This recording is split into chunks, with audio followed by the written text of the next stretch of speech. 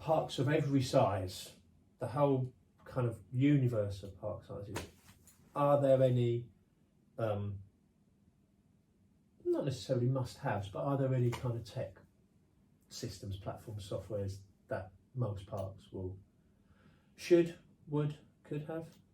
Yeah, I think, almost going back to basics, one would hope most parks have got a phone system, or at least, some kind of phone system, Although, look how phone systems have moved on with VoIP and cloud-based, and, the ability to, effectively wander around with a Wi-Fi based or VoIP-based phone system that works without wires, So, email, there's I still think, look how long email's been around. It's still a fundamental tool for every park. As a comms and marketing Absolutely. tool, certainly. Can I just touch on that then? Sorry, I'll keep jumping in and out if we can. Email, so the younger generation, and by the younger generation I actually mean probably, dare I say it, in the real world, not in the professional world, under 30s, maybe 25, don't necessarily use email, do they? They use WhatsApp. What's your view on WhatsApp as a comms tool, for parks, marketing comms tool for parks? Throwing this in, sorry. No, I think it's a great tool that actually a particular generation will, is using it on a day-to-day basis. So why not communicate with them on the same level, using the same tech? Again, back to what we were talking in a previous chat that we had. It's all about knowing your customers and which is the right. Well, actually, knowing your customers, but giving them the opportunity to choose the method they want to communicate. Yeah. Okay. Yeah. Good. Rather than going, well, this is the only way we do it. Yeah. Actually, well, why don't we offer them email, website, WhatsApp, SMS, or whatever it is. Yeah. Good old fashioned. We've seen good old fashioned direct marketing using packages and packages the Royal and Mail, if they're still going. Yeah. Still works. So it's being open. Absolutely, the customer will choose the method that they want anyway. Yeah. And if you don't do it, they'll find somebody else that does. So if your competitors offering that, then actually you may well be losing out to the park down the road. Just because it's easier. Absolutely. So I can contact them on WhatsApp. Yeah, or Messenger, Facebook Messenger, or via Instagram. Insta is an interesting one, isn't it? That's much more. That seems to be much more slightly. But I still, coming back to the email, there are plenty of, whether you want to call them archaic services or archaic sectors, banking, the financial institutes, with mortgages, with getting credit.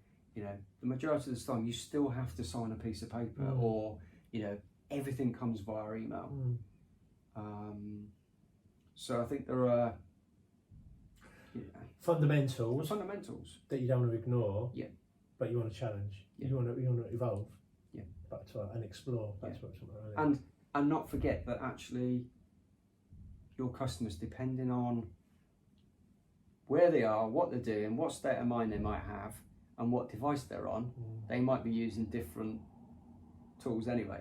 So I'm sat in at work, so I've got access to a desktop, so I'm quite happy to send an email through Outlook or whatever system, Apple Mail or whatever. Or no, I'm on the go with my mobile, I'm on a train, I've got limited signal. Actually, I want to do this via Messenger. Just a quick message. Exactly. Yeah.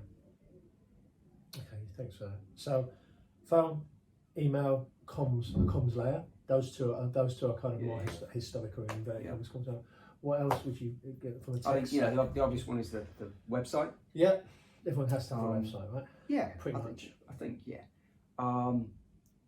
and if you haven't got a website, then at least some presence on Google. And I think Google, the likes of Google, Bing, the other search engines have made it pretty easy for most businesses to have some kind of presence. You'll find the directories, the Cyclex or whatever they're called, and Yahoo, and is it still called Yellow Pages? I can't remember what it is. But yellow.com.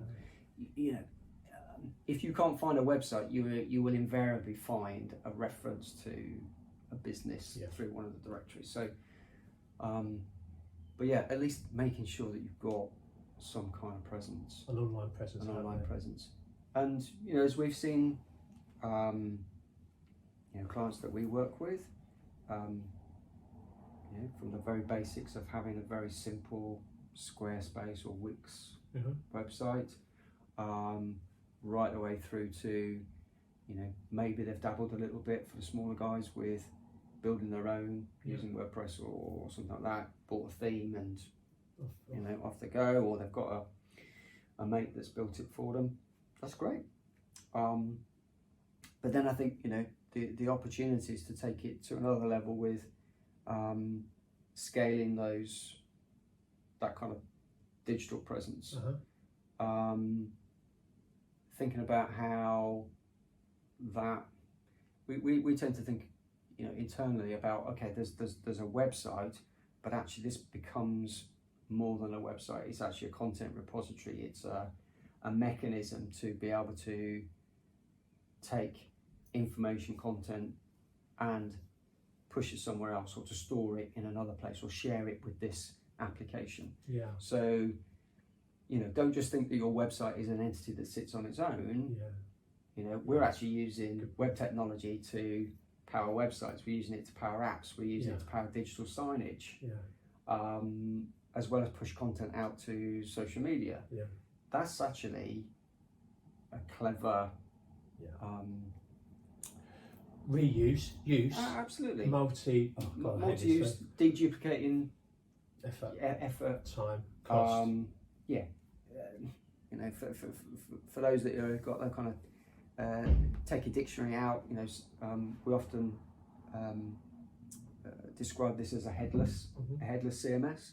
So this is where effectively you're using a content management system to power to hold content and then be able to deliver it to different places. So it doesn't actually matter. Be that a screen or a website or an app or social media, something like that. Okay, that's interesting. So that sits there. So an online presence underpinned by an online, somewhere you can put your content and potentially push your content out. And invariably that is online. That's cloud based. It sits there up with a hosting company. Okay.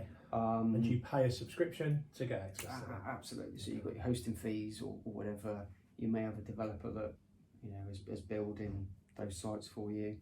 And it's managed for you. It can be managed for you. I think, for the larger parts, the opportunities then to use that central resource, that hub of data, to then be able to connect with other services. This we get into the realms of APIs.